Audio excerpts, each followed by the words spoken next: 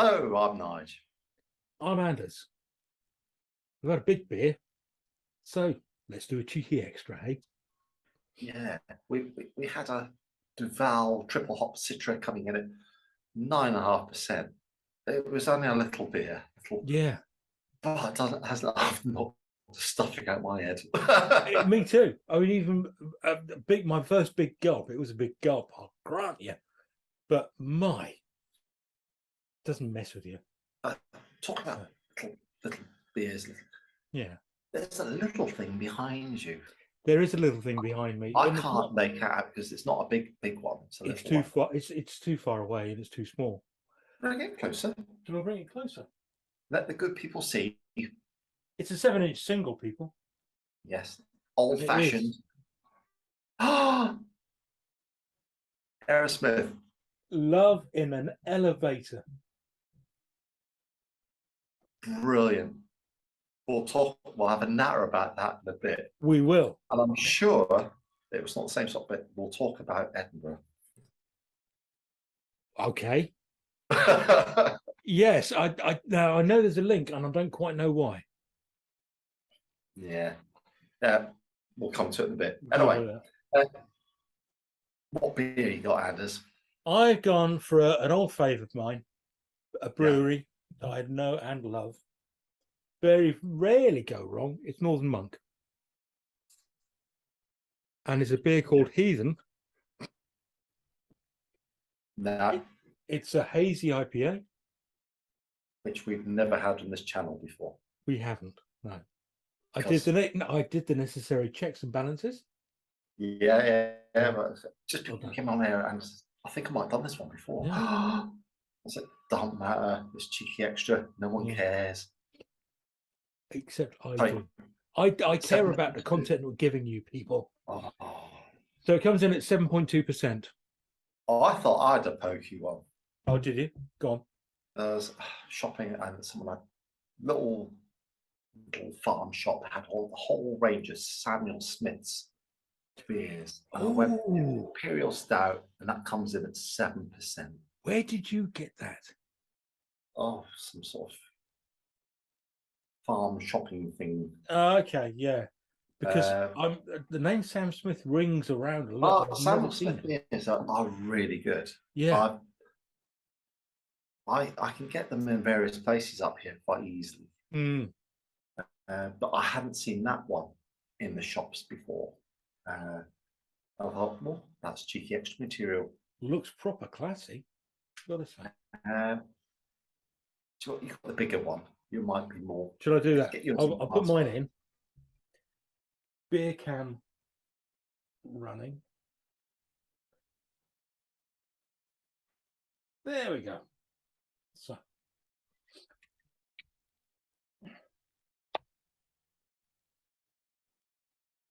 It's interesting.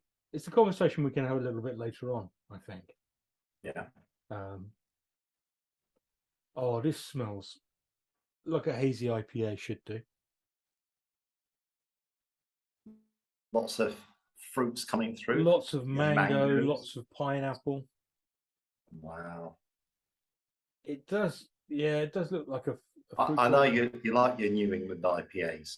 I do, yeah. That's probably your top ranking beer. Well, it's a moot point, and that's what I was going to come on to in a little bit later. But get yours running. Get yours. Yeah, I'll get the beer can on. Running. Get it into the glass.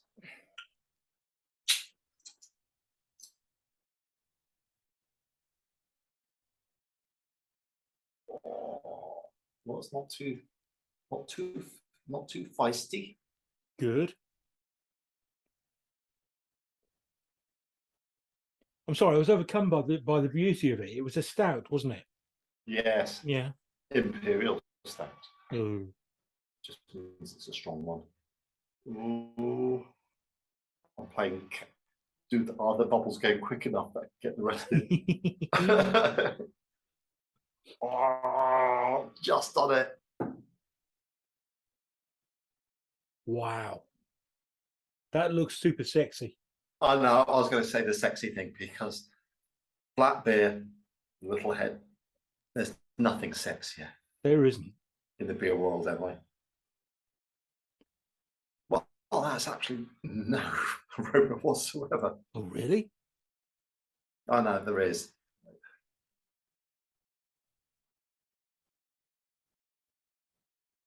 I'm getting very, very faint forest fruits. Okay. Okay, go on in. Chin chin. Cheers.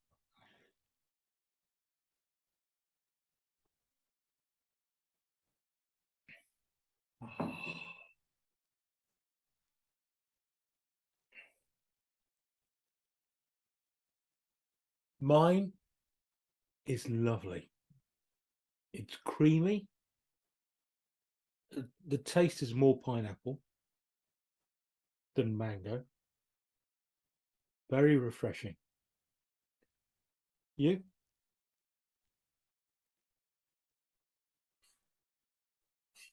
No. Do you not have the words?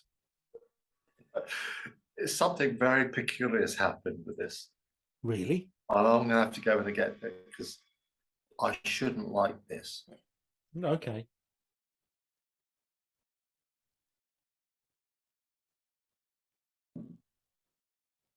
Right.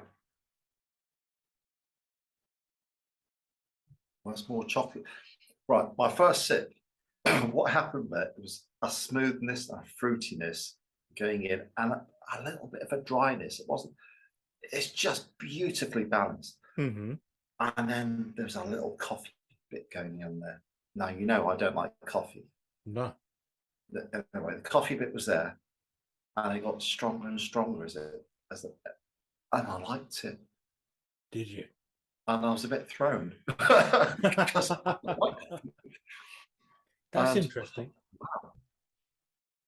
well, the second sip there, that coffee's dissipating to a dark chocolate. Okay. Right.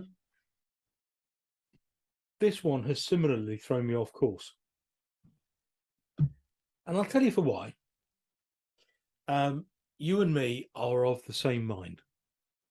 Beer was good. Beer was great. And Yeah. then along came Punk IPA. Yes. And it was just like, there was a fanfare in my heart. It's just like, this is what I've been waiting for. This is different. It's exciting. It was, And yeah, exciting. And suddenly you think, wow. there's a whole new world out there for me of American IPAs and things And like then that. I started looking for beers after that Yeah. and got excited about beers. And Yeah. that was the beginning. That was the turning point. I have been drinking lots of beers, but they tend to be British, traditional IPAs, Yeah. and that was such a turning point for me. It was a huge turning point. And I followed that path along and I've gone with it and I've enjoyed it. And as you said earlier on, New England IPA is kind of probably my favorite beer. And I think it probably still is, but just because now we've gone that far, Yeah, I've come back and I want to taste a good, solid English beer. in And fact, if I had to say, right, this is your favorite beer, I couldn't do that now. I couldn't do that. No. Since doing this channel, it is opened up because I've pushed myself in other areas, and I've got to love other styles of beers Yeah, equally much as Facts. yeah, but I mean, it was traditional IPAs, Yeah. English IPAs, and American IPAs. Love them. Virtually nowhere else to go, and a good best bitter when you're out with your mates. Yeah. That that was pretty much my world before we started on this. Yeah. And the one thing I've gravitated towards is darker beers doing this. Yes. Yeah. I mean, stouts and black IPAs and porters. Ruby ales and yeah, just Yeah. I'm really starting to enjoy. Now, New England IPAs, it's gone the opposite for me. I've started to get they're just all the same. it's not as exciting as it used to be. It's not. That's because there's a lot of it about. Yeah. And if you're going to try and find a proper English bitter that's good, you have to go some. It's getting harder, isn't it? It's getting harder and harder because you can go to any of your supermarkets and you'll find the same beers. Betty Stogg's, not very nice. No. There are other bitters I can't think of. The one that we do agree is very nice is, oh, help me, it's the Dartmoor. What's the Dartmoor beer? Which one? Stag JLL. or JLL. JLL? Yes. Yeah, great English bitter. Really nice, but they are few and far between. Oh, and Trooper. I'm a great. Trooper's good, isn't it? Yeah. Which was our first ever episode. It was, wasn't it? Yes. That's still those two. Well, we had two phenomenally good beers in there, and one duff one. And those two, the best bitter status. I've not been beaten by anything else we've had. No, absolutely not. We picked two soon, Anders. We did. Although I have to say, this is exceptional. This is the best hazy IPA I've had for many a year. I don't know. Do you say it's better than the Brewdog one? Not the Hazy Jane, because that's crap now, but the older Hazy Jane, which is now, I can't remember what it's called now. Triple hazy? No, it's something. It's a letter now, isn't it? I can't. There's a triple. There's something hammer as well. I can't remember. No, yeah, the Lazy Jane. Old Hazy Jane before they changed Yeah, it. the old Hazy Jane was lovely. Yeah. This is far nicer. This is far nicer. Wow. This is. It's really creamy. Can you hold up again? Because you can see the. Yeah, you see that is just your classic New England IPA. It really is. It's absolutely stonkingly beautiful. I've never brewed one of those. I think because it's one of my favourites, I think I've got to make it. I've got to make one. Your next project, Anders? It's my next project. Yeah. Stop. Oh yes, yeah. Let's bring in this. Let's talk about Aerosmith, who guitarist Joe, I've forgotten his surname now, and Steven Tyler were known together as the Toxic Twins. He used to take as much drugs as you could do. And then they did an album called Done with Mirrors, and they folded completely. A couple of years later, they came back with an album called Permanent Vacation, which is just a stonking album. I think I've got that. Is that the one with Draw the Line on it? No. What Draw the Line is on Toys in the Attic. I think that is my favourite Aerosmith record. Edinburgh. You've got it now. You remember? Yeah. It was one of those songs. It was that and Empire. Yeah, we went in the old days of jukebox. Rose Street, there's just loads of pubs. We're doing a pub called. We've got this one pub and a jukebox and Draw the Line by Aerosmith on it, and we played it. Pumped all. We must have. Everyone in the bar heard it. Yeah, about 20 times because that's all we played. It's if you've never heard the song, check it out. There's a bit where it just sort of goes up a bit at the end, and I didn't think it'd be possible for the vocals to follow it up. Yeah, there's some absolutely sensational Steven Tyler screaming on there. It is, for me, that is the best Aerosmith track ever. It's a great song. It's the one I've listened to the most as well. Yeah, and in fact, I'm going to have to go and listen to it when we're done here. But no, Permanent Vacation came out, and that's the one that had songs like, it had slightly disappointing songs like Angel, which were co-written by, I'll come back to you on that in a minute. Yeah. Desmond Child is a guy, songwriter extraordinaire. He Yeah. writes metal songs but makes them poppy. Okay. Poison by Alice Cooper, Desmond Child and Alice Cooper. Yeah. You Give Love a Bad Metal Name. songs which will be hits. He writes them. All the big Bon Jovi hits, Desmond Child and Bon Jovi. So, Oh, right. Yeah. but anyway, yes, Permanent Vacation came out. Dude Looks Like a Lady is on there. You know. Yeah. That was just. It was 1980s. All that came out, wasn't it? Yes, 89, I reckon. And then they did a follow album called Pump, which was brilliant and getting to be a bit more grimy, like some of the earlier things. Yeah. And this was the lead single off it, Love in an Elevator. Living it up with them going down. Yeah. Hello, Mr. Tyler. Going down. Yeah, it's cheeky, it's funny, and it's a great song. I absolutely adore that song. Just great hooks, bit cheeky, and colourful, in your face.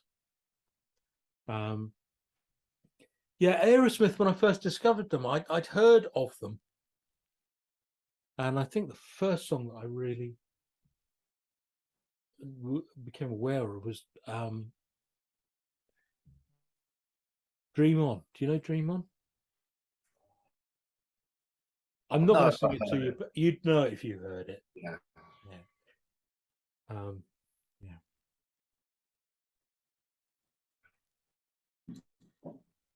You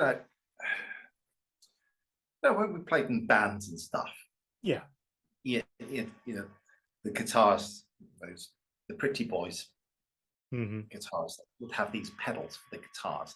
And we want to be a delay. Yes. That's happening to me now. Yeah. Yeah, I just turned and everything didn't really turn at the same. I've only had 2 beers tonight. I know. Both have been quite strong though, haven't they? Yeah, and it's hit me quicker than I thought it was going to. Yeah. How's yours going down? How is it? Is it getting any? It's just. Oh, that's gone down very quickly. I must say, a 7% Imperial Stout is a sweet spot, I think, between 7 and 8%. Yeah, that's a good point. Because you can drink a few of them. Well, 2 probably, as opposed to 1. Do you know 12%. what? Yeah. As good as this is, I don't think I could handle more than 1. Well, when it gets up to that 7.5% or whatever that is, you shouldn't be drinking multiples of them anyway. No, you shouldn't. You should be moving around the court perhaps and just pick another. Anyway, look, before we get ourselves into trouble, yes, I think we should just say goodbye. Yeah. So, bye. Or are you going to say that? No. Like, subscribe, comment? No. That's because I've said it. Fuck it. That's what I said. Yeah. We're getting ruder of late, aren't we? No, I'm getting ruder of late, aren't I? Yeah, I don't feel like putting any rude words in at the moment. With the rude one, I'm nice.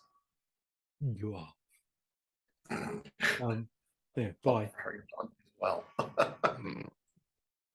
We just go. Yeah. Bye. Bye.